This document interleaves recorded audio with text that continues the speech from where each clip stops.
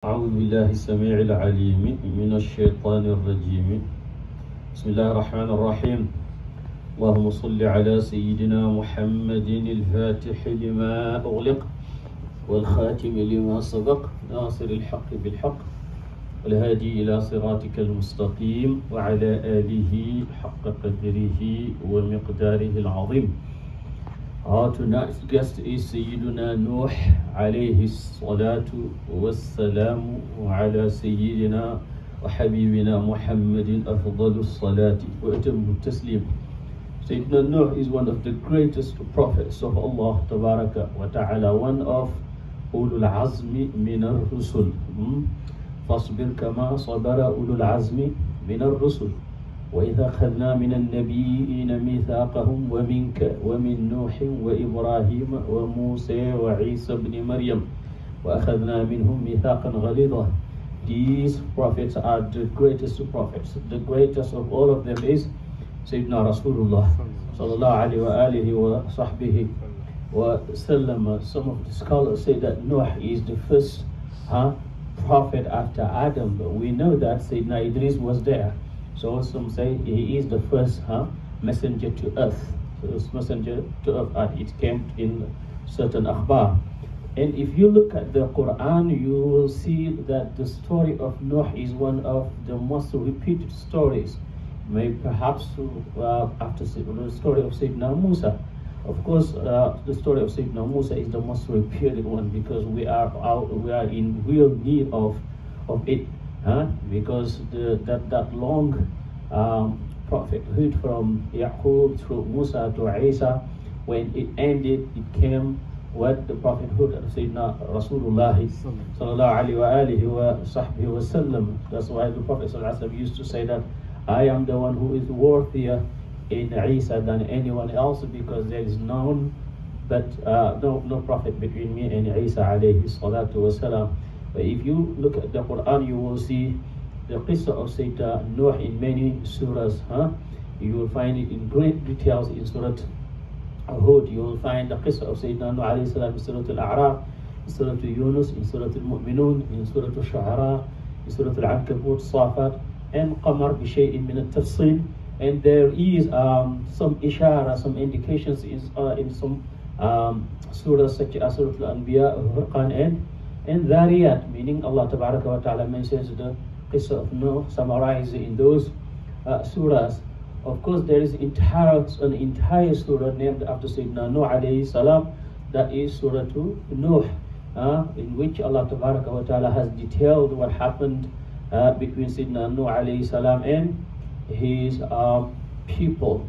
And if you are to see the summary of the qissa of Sayyidina Nuh alayhi salam, you'll see that Allah Tabaraka wa Ta'ala sent him down to a people who were worshipping idols, and they gave them names. Wud, Suwa', Ya'uth, Nasr. These are names of idols. Some scholars they say that they were names of righteous people, and they ended up by worshipping them. Allah knows the best. What we know from the Quran is that these were names of idols whom they used to worship.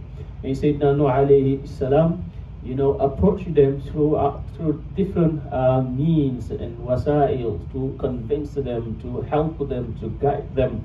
But what they rejected him alayhi salatu wasalam. He even went to tell them what all the prophets told their people, that we are doing this not because we want anything from you, but because we do want just the reward and the acceptance of Allah Tabaraka wa Ta'ala, as he told them in Surah Al-Shu'ara, وَمَا أَسْأَلُكُمْ عَلَيْهِ مِنْ أَجْرٍ إِنْ أَجْرِيَ إِلَّا عَلَىٰ رَبِّ الْعَالَمِينَ. I'm not asking any reward or payment from you, for verily my reward is upon the Lord of the worlds, that is Allah Subhanahu wa Ta'ala. And what happened? They not only rejected him, but they accused him of being lost. You are lost. Inna lanaraka fi dhalalin mubin, as they said to him in Surah Al-A'raf. And they kept making da'wah themselves towards their gods. وَقَالُوا لَا تَذَرُنَّ آلِهَتَكُمْ وَلَا تَذَرُنَّ وُدًّا وَلَا سُوَاعًا وَلَا يَغُوثَ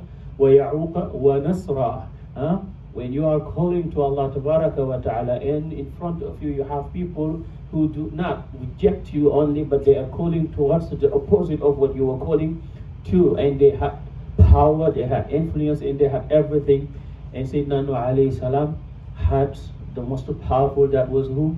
Allah Tabaraka, that was Allah Tabaraka wa Ta'ala, and he stayed with them for very, very long time, until Allah Tabaraka wa Ta'ala informed him that not most of your people will believe. Allah says, فَلَبِثَ فِيهِمْ فَلَبِثَ أَلْفَ سَنَةٍ أَلْفَ سَنَةٍ إِلَّا 50 عَامًا فَلَبِثَ فِيهِمْ أَلْفَ سَنَةٍ إِلَّا 50 عَامًا فَأَخَذَهُمُ الطُّوفَانُ وَهُمْ ظالمون, because Allah Ta'ala informed him, وَأُوحِيَ إِلَى نُوحٍ أَنَّهُ لَن يُؤْمِنَ مِن قَوْمِكَ إِلَّا مَنْ قَدْ آمَنَ فَلَا تَبْتَئِسْ بِمَا كَانُوا يَفْعَلُونَ. And Allah Tabaraka wa Ta'ala, allowed him to what? To make dua against them, because when he knew that none of them will believe after that little group, that small group who believed, he knew that these people don't deserve to live anymore. So he made dua against them, and Allah accepted his dua. So when we read the qissa of Sayyidina Nuh alayhi salam,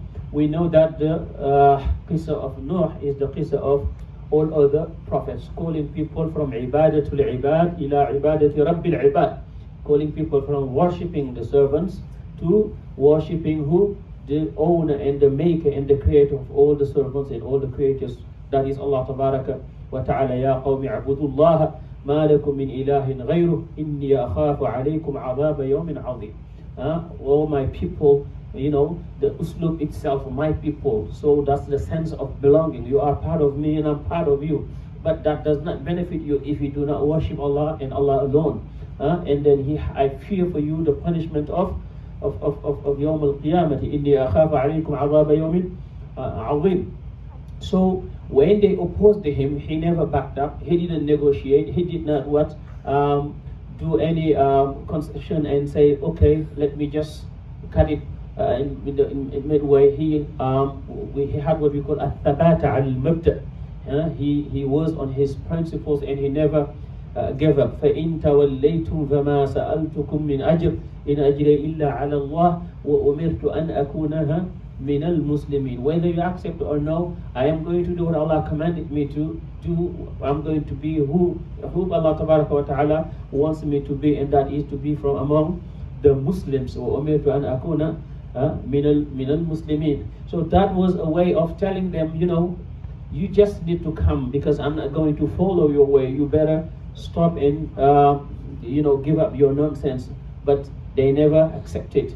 Not only did they not accept, but what they accused him, as I said earlier, of being astray. They were even laughing at him and his people, as it is the habit of all the kuffar. Allah Ta'ala tells the Holy Prophet ﷺ in Surah Al-Mutaffifin regarding the kuffar of Makkah, وَإِذَا رَأَوْهُمْ قَالُوا إِنَّ هَؤُلَاءِ لَضَالُّونَ. When they see the Muslims, the believing men and women, they say, look at the lost people. These are the losers, they call us. And those who don't know where to go, they say. And they are really those who do not know where to go and what to do. And that is the hala of the Tughah and al-mustakbirun. And every single moment in time. Whenever you see people who are haughty, who are who think they're better than they're better than others, and who sabotage, mock, and laugh at people, that is the sign of the fact that these people are the lost ones. And when they measure the truth, they measure it by wealth, they measure it by power. They don't measure it by heart and purity and cleanliness and tawheed. That's why they said, Sayyidina Nuh, وَمَا نَرَاكَ اتَّبَعَكَ إِلَّا الَّذِينَ هُمْ أَرَاذِلُنَا بَادِيَ الرَّأْيِ قَالُوا أَنُؤْمِنُ لَكَ وَاتَّبَعَكَ الْأَرْذَلُونَ. Are we going to believe you when you don't have anyone but these nonsensical, these weak people, these poor people? Only the poor people are the ones who follow you. And actually, when you see the poor people following something, know that it's there, because those poor people, they don't have anything to hold them from the truth. As for leaders, or for rich people, or for people of power, they find it difficult to stop, to give up their positions for the truth, for that which is good. That's why they are always the ones who fight the truth most of the times. That's why Allah Tabaraka wa Ta'ala says that here, and you will see that being repeated when it comes to other prophets such as Sayyidina Rasulullah sallallahu alayhi wa alihi wa sahbihi wa sallam. But Nuh alayhi salam said, وَمَا أَنَا بِطَارِدِ الْمُؤْمِنِينَ, I will never kick these believing men and women. How come I call them to Islam, I told them to Allah and to Tawheed, and then because of your haughtiness, because of your arrogance, I must kick them so that you can have place? No, never. That's not going to happen. So he never despaired and he never gave up, even though he had very pain that he could not help his people, as Allah Tabaraka wa Ta'ala said to Rasulullah sallallahu alayhi wa alihi wa sallam in Surah Al-Kahf, فَلَعَلَّكَ بَاخِعٌ نَفْسَكَ عَلَىٰ آثَارِهِمْ إِن لَّمْ يُؤْمِنُوا بِهَذَا الْحَدِيثِ أَسَفًا. The Prophet sallallahu alayhi wa sallam, whenever Allah commanded him something, he would go beyond limits. When he called him to call people, he was calling them, and he was penned that they did not accept it, that they did not see the truth. Allah tell him, no, that's not your problem. Just do what you gotta do and let the hearts with me. Leave the hearts with me. إِنَّكَ لَا تَهْدِي مَنْ أَحْبَبْتَ وَلَكِنَّ اللَّهَ يَهْدِي مَنْ يَشَاءُ. That's actually what Sayyidina Nuh alayhi salam said to them. إِنْ أَنَا إِلَّا نَذِيرٌ مُبِينٌ. I'm but a warner. I'm warning you against the punishment and the anger of Allah Tabaraka wa Ta'ala. But they did not stop. They did not follow him. And Allah Tabaraka wa Ta'ala ended by destroying them all, by drowning them all. You all know about the great fruit of Tufan. We know about the Tufan al-Aqsa. Everybody knows what Tufan al-Aqsa means now because of what happened last year with our brothers in Gaza. But Allah Tabaraka wa Ta'ala says here, فَأَنْجَيْنَاهُ وَمَنْ مَعَهُ فِي الْفُلْكِ الْمَشْحُونِ ثُمَّ أَغْرَقْنَا بَعْدُ الْبَاقِينَ إِنَّ فِي ذَلِكَ لَآيَةً وَمَا كَانَ أَكْثَرُهُم مُؤْمِنِينَ. إِنَّ فِي ذَلِكَ لَآيَةً وَمَا كَانَ أَكْثَرُهُم مُؤْمِنِينَ. That was the aqiba, meaning the end of the disbelievers and the criminals, those who do not only disbelieve but who do everything to block and to wrong and to oppress the prophets of Allah Tabaraka wa Ta'ala. As for Nuh alayhi salatu wasalam, Allah Tabaraka wa Ta'ala saved him with the believing men and women. قِيلَ يَا نُوحُ اهْبِطْ بِسَلَامٍ مِنَّا وَبَرَكَاتٍ عَلَيْكَ وَعَلَىٰ مِمَّن مَّعَكَ وَأُمَمٌ سَنُمَتِّعُهُمْ ثُمَّ يَمَسُّهُم مِنَّا عَذَابٌ أَلِيمٌ. And here also we see that the very close family of Sayyidina Nuh alayhi salam didn't make it to Islam, didn't make it to safety, didn't make it to that which was good, didn't make it to Jannah. Even though they were close to Sayyidina Nuh alayhi salam, Sayyidina Nuh, Allah tells us about his conversation with his son. When the flood was coming and he was calling his son, and the son said, no, I am going, to that mountain and that's going to save me. Or Sayyidina Nuh said to him, لا عاصم اليوم من أمر الله إلا من رحم وحال بينهما الموج فكان من المغرقين وقيل يا أرض أبلعي ماءك ويا سماء اقلعي وغيض الأمر وقضي الأمر واستوت وغيض الماء وقضي الأمر واستوت على الجودي وقيل بعدا للقوم الظالمين. So Allah Tabaraka wa Ta'ala took both his son and his wife, as he told us in Surah Al-Tahrim. ضرب الله مثلا للذين كفروا امرأة نوح وامرأة لوط كانتا تحت عبدين من عبادنا صالحين. But Allah Tabaraka wa Ta'ala promised to Nuh that I will save your family. So Nuh said to Allah, after everything happened, he didn't see his son. He said, Yo, my Rabb, you said you were going to save my family, but my son is from my family. Allah said, no, إِنَّهُ لَيْسَ مِنْ أَهْلِكَ. He is not from your family. إِنَّهُ عَمَلٌ غَيْرُ صَالِحٍ. He is not a righteous deed, meaning who your family is, your spiritual family. As Allah Ta'ala says, عَلَى لِسَانِ سَيِّدْنَا إِبْرَاهِيمَ عَلَيْهِ السَّلَامِ in Surah Ibrahim, فَمَنْ تَبِعَنِي فَإِنَّهُ مِنِّي. Whoever follows me is part of me. So one of the some of the few things I'm going to bring that we can learn from this qissa of Sayyidina Nuh alayhi salam. Number one is as-sabr ala ada'i takalif allati kallafana Allah biha. To have patience when it comes to the responsibilities Allah Tabaraka wa Ta'ala gave us, and to have patience when we are harmed because we are doing that which is right, when we are in front of our enemies and the enemies of Allah, to have patience when it comes to difficulties of life. So you can see some of the scholars said that Sayyidina Nuh alayhi salam was sent to his people when he was 40, And he stayed with them, as Allah tells us in the Quran, أَلْفَ سَنَةٍ إِلَّا 50 عَامًا, 950 years.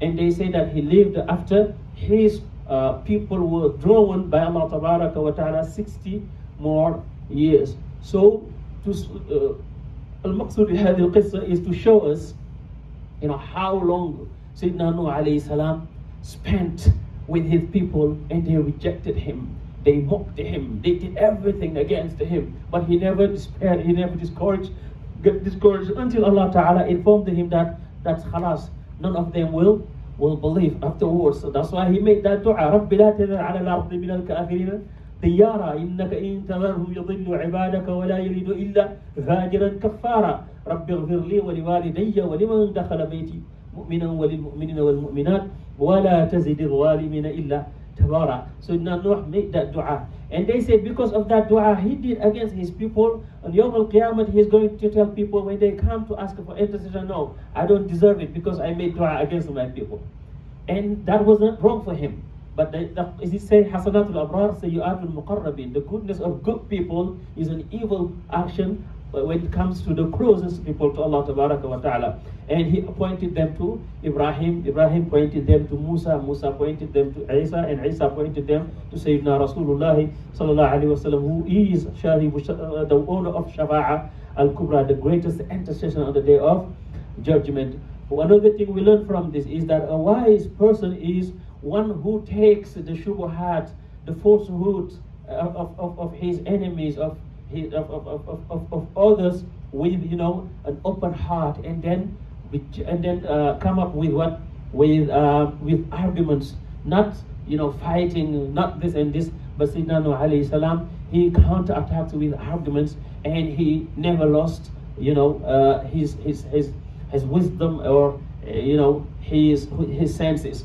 And the shaja'a, you can see that the courage, one needs the courage if you want to live in this world, if you want to live the righteous life, and if you want to call people to Allah Tabaraka wa Ta'ala. And you can also see the intellect and the wisdom of Sayyidina Nuh alayhi salam when it comes to calling his people in different methods. Sometimes he shows them the creation of Allah, the blessings of Allah Tabaraka wa Ta'ala, the oneness of Allah throughout the creation of Allah Subhanahu wa Ta'ala. Sometimes he warns them against the punishment of Allah. Sometimes he shows them the mercy of Allah Tabaraka wa Ta'ala and what Allah Ta'ala has prepared for his believing men and women. And another thing that we can learn also from the da'wah of Sayyidina Nuh and the da'wah of other prophets is to stay away from what is at the hands of people. If you show people that you love what they have, you are interested in their wealth, maybe they will find it difficult to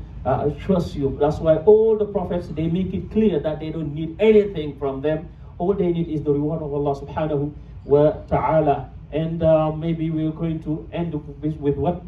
That the fact that the aqibah is always for the muttaqin. No matter how difficult things can look, the end will be for those who believe and have piety and connection with Allah Tabaraka wa Ta'ala. فَأَنْجَيْنَاهُ وَمَنْ مَعَهُ فِي الْفُلْكِ الْمَشْحُونِ ثُمَّ أَغْرَقْنَا بَعْدُ الْبَاقِينَ. So no one stayed or remained but the people of Nuh. That's what we call the great flood. The great flood. Some of the Jahalatul Furs and Ahlul Hind, they believe in great flood. Some say it was partial flood, but some of the scholars say it was the flood which took the entirety of the world except for the people who were with Nuh. Some even went to say that Sayyidina Nuh alayhi salam is the second Adam, because Allah Ta'ala says وَجَعَلْنَا ذُرِّيَّتَهُ هُمُ الْبَاقِينَ, that his dhurriya are the remaining. But I don't know if his dhurriya was only his children or every single believing man and women. They even say that there are Sam and Ham, and Yusuf al-Wahb ibn Munab says that Sam is the father of the Arab, but the Yahud, they don't believe in that. They think, the so-called Yahud today. So when we talk about anti-Semite, they just think it's those Europeans who end up by living in Palestine today, and they call it Israel. And it is said that Sam is the father of the Arabs and the Persians and the Romans, and Ham is the father of the Sudanese. when we say Sudan, it means not only Sudan, but everything that has to do with that part of the world. And Yafis is the father of the Atrak, or the Turks, or the Turkish people, if it is accepted to say, and Ya'juj and Ma'juj. But this needs verification. All we know is that Allah Tabaraka wa Ta'ala saved him and his people and those who believe in him. And we learn that courage and that sabr from him, and that ibadah and firmness from Sayyidina Nuh alayhi salam. They said that Sayyidina Nuh used to worship Allah Tabaraka wa Ta'ala and used to fast every single day of his life, except for the 2 Eids. Except for the 2 Eids, it was said. And one of the things Nuh alayhi salam said when he was about to die, he was asked, كيف رأيت الدنيا? How did you find this dunya? He said, كبيت له بابان دخلت من أحدهما وخرجت من الآخر. I have found dunya like a room that has 2 gates, 2 doors. I have just entered from this door and got out of this door. And he lived more than 1,000 years. So what is it supposed to be for us? We ask Allah Tabaraka wa Ta'ala to grant us acceptance, and to grant us ikhlas, and to grant us, sa'ada al-abadiyya bi barakat al-Quran al-Kareem wa hurmat al-Habib sallallahu alayhi wa sallam. It is a little bit longer because the life of Nuh Sayyidina alayhi salam is a little bit longer. Assalamu alaikum wa rahmatullahi wa barakatuh.